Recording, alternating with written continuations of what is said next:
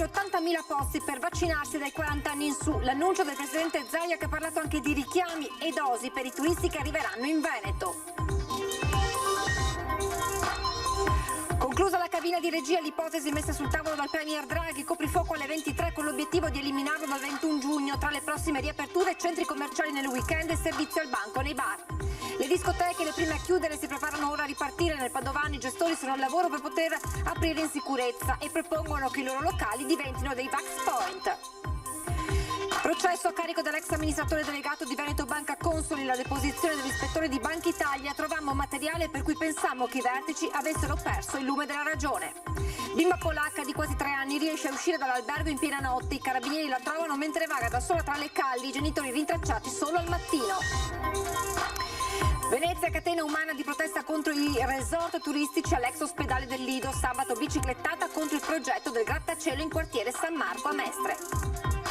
In Veneto si apre la settimana del Giro d'Italia, attesa soprattutto per la cittadella zoncolana e la Sacile Cortina, primo grande evento per l'intero territorio. Buonasera, benvenuti, ben ritrovati con l'edizione regionale dei nostri telegiornali. In primo piano gli aggiornamenti sul fronte vaccinazioni, perché da domani saranno disponibili altri 80.000 posti per vaccinarsi dai 40 anni in su dal 9 al 16 giugno. Lo ha annunciato il presidente Zaia nel consueto punto stampa, parlando anche di richiami e di dosi per i turisti che arriveranno quest'estate in Veneto. Domani vi facciamo una sorpresa, dal 9 al 16 di giugno, ma li trovate domani, avremo 80.000 posti nuovi. Ulteriori posti disponibili per i cittadini dai 40 anni in su che non sono ancora riusciti a prenotare la vaccinazione, senza distinzione di classe d'età, che vanno ad aggiungersi ai 2.000 ancora a disposizione in queste ore. Al momento il 78% degli over 60, il 65% degli ultra cinquantenni e il 41% degli over 40 ha ricevuto una dose o è in attesa di farlo. L'appello è quindi quello di fissare la prima data utile a disposizione. Se non vediamo, ne parlavamo anche stamattina all'assessore, posti occupati, noi apriamo ulteriormente, vacciniamo tutti gli altri, il resto della popolazione che ha diritto di essere vaccinata. Giornate di vaccinazioni per i cittadini dai 16 ai 40 anni, sempre attraverso prenotazione sul portale. Intanto la Regione sta affrontando parallelamente un'altra questione in vista dell'estate. L'assessore sta tentando di chiudere anche il tema, dei GREST, i centri estivi, di vaccinare gli operatori. Al via anche le vaccinazioni nelle aziende. Sono partiti anche quelli aziendali che vanno per classi di età, non per l'azienda, e hanno già 4.000 prenotati. Intanto a breve dovrebbe arrivare una circolare della dottoressa Russo sui richiami. Stabilisce che l'ultima settimana del richiamo, la famosa sesta settimana, per comprovati motivi può essere anticipata fino a 35 giorni, cioè i 42 possono diventare 35, impegni di lavoro, uno ha già fissato le vacanze. E a proposito di stagione estiva, nel pomeriggio riunione a livello nazionale per affrontare il tema delle dosi ai turisti con la proposta della Regione Veneto. Noi vogliamo fare le seconde dosi ai turisti non veneti. Sì, italiani. A dire la verità io ho anche detto, anche gli stranieri se vogliono gli troviamo una soluzione. E anche il Veneto guarda con attenzione alle decisioni della cabina di regia sul fronte riaperture e coprifuoco. Ho l'impressione che non sia l'alta stagione che ci preoccuperà, cioè il luglio, definiamola alta, il luglio-agosto, no? Ma che la vera perdita, se mai ce l'avremmo, sia nella fase iniziale della stagione estiva. E allora si è conclusa da poco la cabina di regia, è iniziato invece il Consiglio dei Ministri per definire i contenuti del nuovo decreto con molte novità, dal coprifuoco alle prossime riaperture. Ci sono già delle indiscrezioni che sembrano delle certezze, perlomeno per quanto riguarda il coprifuoco. Lo leggiamo dal sito del Corriere.it, da domani, quindi già da domani il coprifuoco alle 23, così il Corriere. Dunque si sono susseguite tante notizie, tante indiscrezioni in queste ore sul coprifuoco e sembra che si stiano accelerando i tempi, quindi che il coprifuoco dalle 22 slitti già alle 23 domani. E poi ci saranno anche delle novità sul fronte proprio riaperture con la nuova roadmap tracciata dal Premier Draghi, quindi coprifuoco come detto da domani alle 23 e poi dal 7 giugno alle 24, per poi l'intenzione è quello di eliminarlo completamente dal 21 giugno in vista anche dell'estate. Poi dal 1 giugno, da quello che si apprende, nei bar e nei ristoranti si potranno accogliere i clienti anche all'interno, i bar potranno servire anche al bancone, matrimoni che potranno ripartire dal 15 giugno con un Green Pass, ovvero certificato di vaccinazione o esito negativo del tampone o di avvenuta guarigione dal Covid. E ancora palestre e piscine, aperture delle palestre potrebbe essere anticipato al 24 maggio, mentre dal 1 luglio le piscine anche coperte, quindi non solo quelle all'esterno come è possibile in questo momento. Da sabato sapete che possono riaprire le piscine, ma solo all'esterno. E poi centri commerciali e mercati, centri commerciali dal 22 maggio potrebbero riaprire anche nei fine settimana. Discoteche invece, da quanto si apprende da Palazzo Chigi, l'attività delle sale da ballo dovrebbe al momento rimanere ferma, sia che si svolga all'aperto sia che si svolga al chiuso. Questo perlomeno le indiscrezioni che sono giunte in questo momento, mentre sempre sul sito del Corriere.it abbiamo un'anticipazione di quella che potrebbe essere la geografia del rischio in Italia nelle prossime settimane, ovvero la possiamo vedere insieme. Dal 1 giugno potremmo avere un'Italia praticamente tutta gialla, con alcune eccezioni di regioni bianche, e dal 7 giugno si aggiungerebbero altre regioni bianche, tra cui proprio il Veneto, che dal 7 giugno potrebbe dunque essere bianco.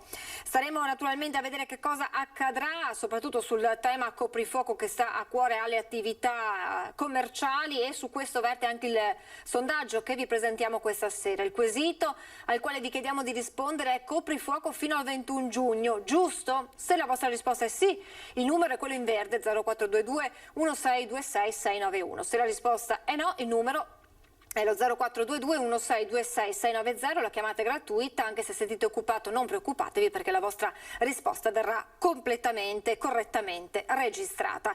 E sul fronte vaccinazioni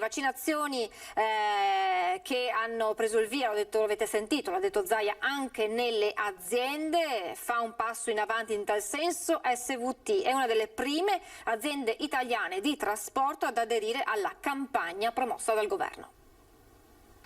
Armi puntate nella guerra contro il virus. Le armi sono i vaccini, e da oggi una delle basi più strategiche per Vicenza e il Veneto in questa guerra sanitaria è SVT. La società vicentina trasporti aderisce alla campagna lanciata dal governo e diventa una tra le prime aziende di trasporto italiane a effettuare la vaccinazione sul posto di lavoro. Partecipiamo e siamo fra le poche aziende del trasporto pubblico che hanno dato questa disponibilità. Sono 400 i dipendenti che potranno vaccinarsi in azienda. Ora l'ULSS, verificata la disponibilità, consegnerà le dosi di vaccino al medico incaricato dalla società di trasporti.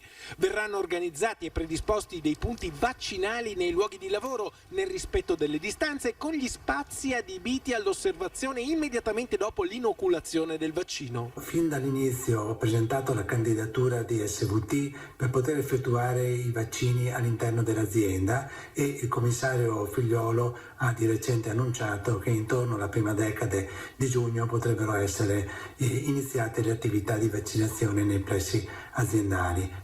SVT sin dall'inizio della pandemia ha adottato tutti i provvedimenti per la salvaguardia del personale e dei cittadini che usano gli autobus. La società vicentina trasporti ha anche promosso e commissionato a un laboratorio le analisi su campioni presi da 33 punti diversi all'interno dei pullman e delle autostazioni con i maggiori flussi di passaggio. I risultati hanno dimostrato l'assenza del virus. Dalle analisi che abbiamo effettuato sulle superfici dei mezzi e delle zone maggiormente trafficate delle nostre stazioni, con 33 campionamenti che hanno portato tutti quanti un esito negativo. E torniamo a parlare di coprifuoco, lo abbiamo detto detto già da domani dovrebbe slittare alle 23 per poi rimanere in vigore fino al 21 giugno con coprifuoco fissato alle 24. Queste le intenzioni del governo, e allora noi abbiamo chiesto ai cittadini quale sarà la prima cosa che faranno quando il coprifuoco verrà abolito. Credo di uscire la sera e rientrare senza troppe preoccupazioni di orario, quindi quello sì. Quindi ben venga. Ben venga, assolutamente. Sicuramente una cena con qualche amico, insomma, che adesso insomma è un po' dura farla, ecco.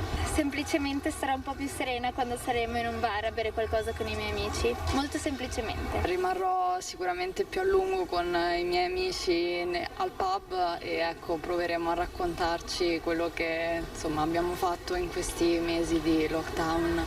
Non lo so perché io quest'anno ho la maturità, quindi non so quando potrò approfittare di questa cosa.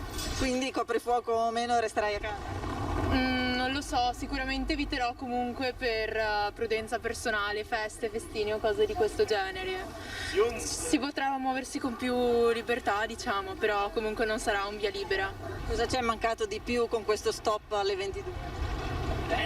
Appunto che di fatto non si poteva fare nulla, anche una cena non potevi andare perché dovevi tornare subito, quindi insomma questo direi, vedere gli amici un po' la sera, ecco. Preferivamo stare un po' più fuori, però chiaramente ci siamo attenuti a questa regola che purtroppo c'è e che ci siamo adeguati. Da dove venite?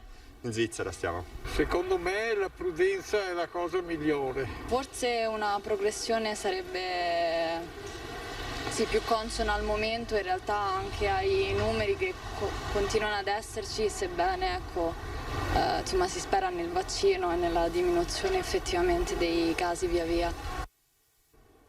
Abbiamo detto che al momento, da quanto è dato sapere da fonti di Palazzo Chigi, le discoteche sono destinate a rimanere ancora ferme, sia quelle all'aperto che quelle al chiuso, ma l'intera categoria è pronta invece a ripartire e da Padova arriva una proposta.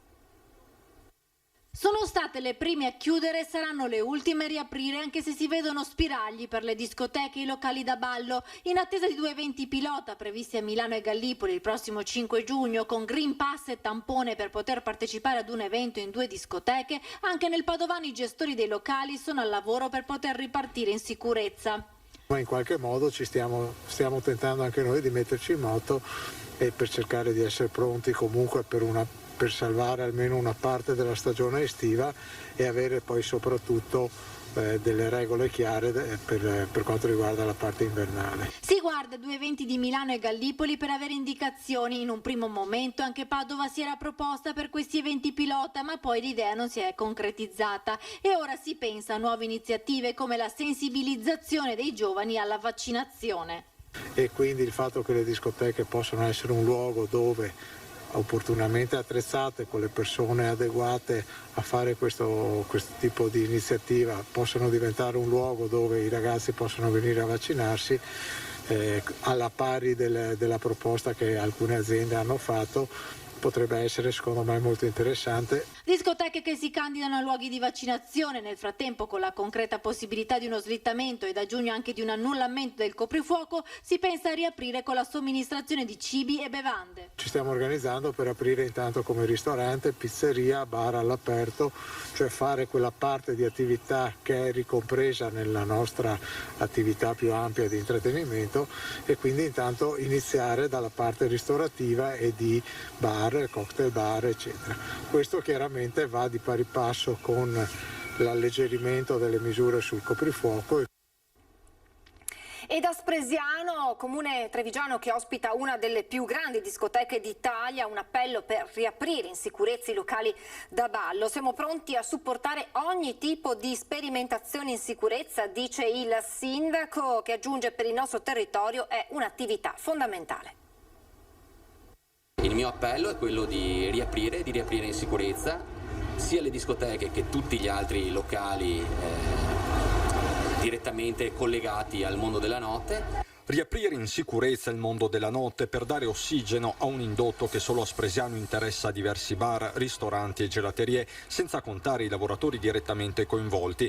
È un vero e proprio appello quello che parte da amministrazione comunale e commercianti, in attesa che nella discoteca, simbolo del territorio, da sempre una delle più grandi a nord-est, si torni a ballare, seppure in sicurezza. La discoteca, ossia nel nostro caso qui a Spresiano l'Odissea, porta proprio un'affluenza di persone nuove che altrimenti magari non avrebbero l'occasione neanche di venire a Spresiano. Abbiamo bisogno di vita mondana, anche noi come locale, tra virgolette, pre-notturno abbiamo bisogno di clienti che comunque passavano prima per fare il caffè piuttosto che il digestivo e quant'altro, e quindi poi aiuterebbe un po' tutti quanti noi qua di Spresiano, la piazza soprattutto, che ad oggi è veramente morta la sera. Proprio per questo lo stesso comune guarda con interesse alle sperimentazioni Covid-free già avvenute in Spagna e Gran Bretagna, ma anche a quelle annunciate in Puglia per l'inizio di giugno a Gallipoli, dove si studia un evento con Green Pass. È importantissimo che riprenda anche la vita di notte, ma che riprenda in locali ben definiti, in modo tale che anche dal punto di vista della sicurezza siamo sicuramente più tutelati. Il comune di Spresiano è qui ed è disposto anche a mettersi del suo per fare un'eventuale sperimentazione, e quindi sì, ci siamo anche noi. Spresiano come Gallipoli? Beh, Spresiano come Spresiano. A Venezia, catena umana di protesta contro i resort turistici all'ex ospedale del Lido e contro il progetto del grattacielo in quartiere San Marco a Mestre. La follia è fare un albergo lì, proprio una cosa lì dove c'è un ospedale. Quindi collettivamente, per una volta, diciamo fermamente no all'abbattimento del monoblocco. Grazie. Abbiamo già avuta abbastanza. Riqualificare, non distruggere, perché per noi è essenziale innanzitutto non dare ancora più spazio agli alberghi, ai resort, peraltro di proprietà, uno è anche di proprietà cinese, e che si stanno, appunto, ricordiamo anche che la Cina si sta proprio impossessando anche della nostra città. Al villaggio San Marco, unico bel quartiere di Mestre, che cosa vogliono costruire? Un'enorme torre, la chiamano giardino verticale, la bugia, l'albero di 30 piani, diceva giustamente Celentano, e un centro commerciale enorme. In 200 tra comitati e associazioni ambientaliste del Lido di Venezia, del centro storico e della terraferma, tra cui Amico Albero ed Eco Istituto, insieme ai collettivi studenteschi, si sono dati appuntamento proprio al Lido con le proposte di sviluppo sostenibile, come chiede l'Agenda 2030 dell'ONU, e contro i progetti non partecipati di Cafarzetti, dicono. Il dato più importante di questa giornata sia che la cittadinanza porta la sua voce contro questi tipi di progetti. Grande il dissenso, specie contro l'abbattimento del monoblocco dell'ospedale del Mare per costruire un resort di lusso con i 5 soggetti coinvolti: Regione, Cassa Depositi e Prestiti, Demanio, Comune e Sovrintendenza. Se non mi sbaglio l'82esimo di questa isola. Domenica prossima l'appuntamento a Mestre dalle 10 davanti all'ex cinema San Marco per la biciclettata contro il progetto del grattacielo. Quindi il prossimo mese ancora il Lido per un'altra assemblea pubblica. Che verrà fatta il 25 di giugno alle ore 18:30 in piazzetta Lepanto. La cronaca, processo all'ex amministratore delegato di Veneto Banca, Vincenzo Consoli. Nel corso dell'udienza di questa mattina è stato ascoltato come testimone Biagio De Varchi, l'ispettore della Banca d'Italia che guidò le due ispezioni nella sede della banca nel 2013. Da quanto trovato nel corso della seconda ispezione nell'agosto 2013, pensammo, ha riferito De Varchi, che i vertici della banca avessero perso il lume della ragione. La sua deposizione è durata più di 2 ore. L'ispettore ha parlato dell'esistenza di istruttorie per la concessione di fidi in cui mancavano analisi approfondite sulla capacità del debitore di restituire gli importi. Veneto Banca, ha aggiunto, era totalmente direttamente nelle mani del signor Consoli, il quale era percepito da tutti come l'artefice. Il consiglio di amministrazione era composto da persone che non sembrava avessero particolari capacità tecniche nella gestione della banca. Il consiglio, ha concluso De Varchi, faceva sostanzialmente ciò che volevano Consoli e il presidente Flavio Trinca. È ricoverato a Firenze dopo una caduta in bicicletta Arturo Lorenzoni, portavoce dell'opposizione in Consiglio regionale. Si trovava in Toscana per il fine settimana. Fine settimana decisamente sfortunato per Arturo Lorenzoni, ex vice sindaco di Padova e portavoce dell'opposizione in Consiglio regionale, che si è fratturato la clavicola sinistra e alcune costole in seguito a una caduta in bicicletta avvenuta sull'Appennino toscano, dove stava trascorrendo il weekend. Lorenzoni è attualmente ricoverato al centro traumatologico ortopedico dell'azienda ospedaliera Careggia a Firenze. Qui dovrebbe rimanere per alcuni giorni in attesa di poter fare rientro a casa. Al consigliere regionale immediati gli auguri di pronta guarigione da parte di tutti i colleghi di Palazzo Ferrofini. E dai social arrivano le parole rassicuranti proprio di Arturo Lorenzoni, che scrive: ringrazio di cuore le tantissime persone che mi stanno manifestando la loro vicinanza e che mi stanno facendo gli auguri di pronta guarigione. Mi ci vorranno alcuni giorni per risistemare qualche pezzo, ma per fortuna sto bene e sono pronto a tornare in sella. Naturalmente anche da parte nostra gli auguri ad Arturo Lorenzoni di pronta ripresa. E ancora la cronaca che ci porta alla conclusione di un incubo per una donna e i suoi 4 figli. Confermata la condanna a 3 anni di reclusione per il marito e padre ritenuto responsabile di maltrattamenti familiari aggravati.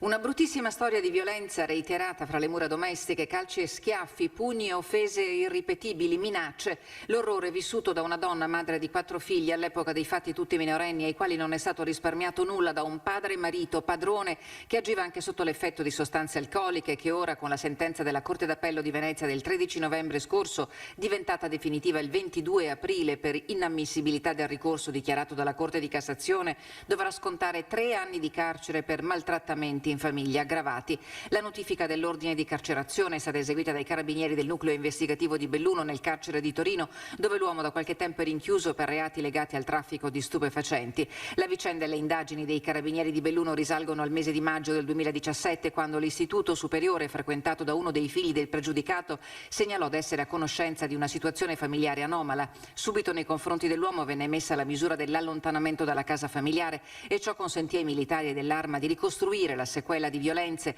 che si rivelarono utili al rinvio a giudizio in seguito al processo, il cui impianto è stato confermato in appello. Per la donna e i suoi 4 figli la fine di un incubo.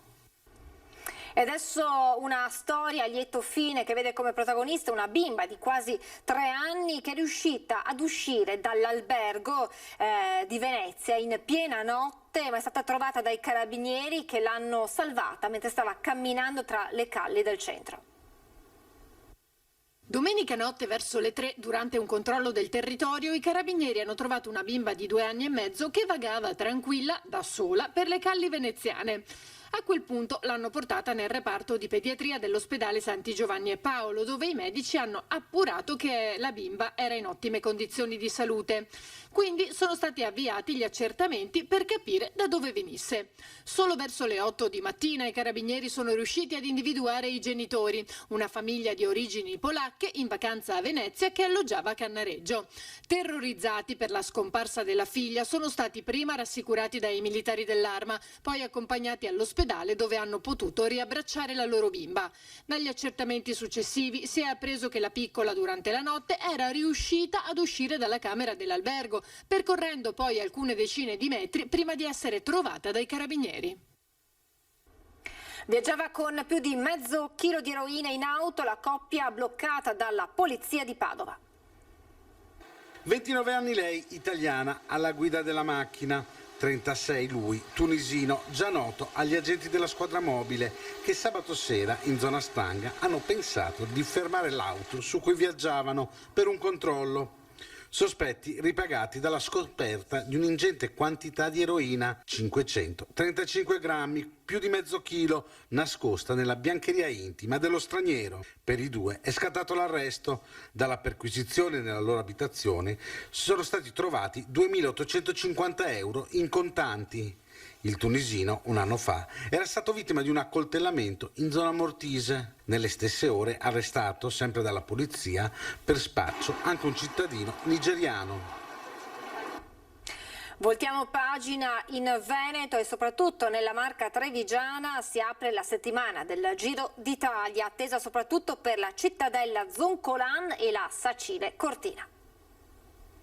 Il ciclismo è passione, non esistono altri eventi dove milioni di persone senza pagare un biglietto possono fruire di questo spettacolo. Uno spettacolo garantito anche quest'anno, quello del Giro d'Italia, che toccherà il Veneto ben 3 volte. La carovana arriverà in regione il 21 maggio con la Ravenna-Verona, poi sabato 22 con la Cittadella Monte-Zoncolan, prima delle tappe di alta montagna del secondo fine settimana. Qui la Marca ritornerà a essere assoluta protagonista dopo la tappa del Vino Conegliano-Valdobbiadene dell'ottobre 2020. Ci sarà questa partenza da Cittadella per arrivare poi allo Zoncolan, ma che farà tutta la dorsale, quella di Volpago, del Montello. Usciranno poi ad Arcade per andare verso lo Zoncolan, che è un altro arrivo molto, molto temuto. Seguirà la più conciliante Grado Gorizia, poi lunedì si torna a faticare con l'attesissimo tappone dolomitico, la Sacile Cortina con i corridori chiamati ad affrontare come prima prova il Cansiglio attraverso il passo della Crosetta da Vittorio Veneto. L'hanno definita la tappa regina proprio perché con 5.700 metri di dislivello e 212 km di lunghezza, facendo il Cansiglio, il Fedaia, la Marmolada, il Pordoi, il Giau, devo dire che solo a nominarli fanno paura. Sport e territorio, un connubio che si rinnova nell'anno in cui la maglia rosa compie 90 anni, anniversario che si spera porti bene all'economia provata dal Covid. I grandi eventi sono una leva di marketing per fare promozione turistica, e questo è un momento molto importante perché non dimentichiamoci che Cortina viene da 1 anno e mezzo praticamente di chiusura degli impianti. Prima di salutarci vi ricordo questa sera alle 21:15 l'appuntamento con Ring, ospiti l'onorevole Nicola Pellicani del Partito Democratico e poi Alessandro Berton di Union Mare Veneto, Roberto Ciambetti della Lega, Alda Vanzan, giornalista del Gazzettino, e ancora Giannino Venerandi, imprenditore del Silb Veneto. Si parlerà anche dello sposalizio del mare a Venezia che abbiamo seguito ieri in diretta con Giovanni Giusto e con il nostro collega del gruppo Media Nord-Est Filippo Fois, e poi insieme all'altra collega, un'altra collega di Venezia di Media Nord-Est, Ilaria Marchiori, e a Giovanni Salmistrari, presidente ANCE Venezia, si parlerà di Mose. Tutto questo a partire dalle 21:15 in diretta con Ring su Antenna 3. È davvero tutto, vi lascio le previsioni del tempo, grazie per essere stati con noi e buona serata.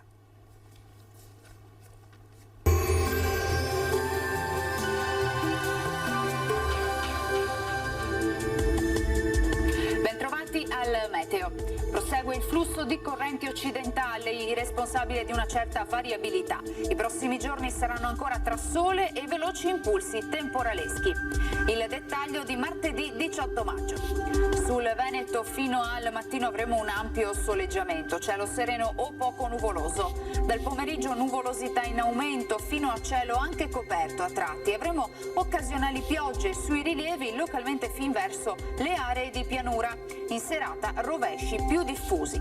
Venti tesi da direzioni variabili, temperature con contenute variazioni, minime tra 8 e 12 gradi, valori massimi oscillanti invece tra i 19 e i 24 gradi all'incirca. Ci spostiamo ora sul Friuli Venezia e Giulia, inizialmente tanto sole, con il passare delle ore acquazzoni sui monti, a seguire anche altrove. Temperature minime tra 8 e 12 gradi, valori massimi compresi invece tra i 20 e i 22 gradi. Infine ci spostiamo sul Trentino Alto Adige, anche qui sarà soleggiato ovunque, dal pomeriggio e verso sera diffusa instabilità. Temperature minime intorno ai 6-8 gradi, massime sui 23-24 gradi all'incirca. Dal meteo di Antenna 3 per ora è tutto, grazie per l'attenzione, arrivederci.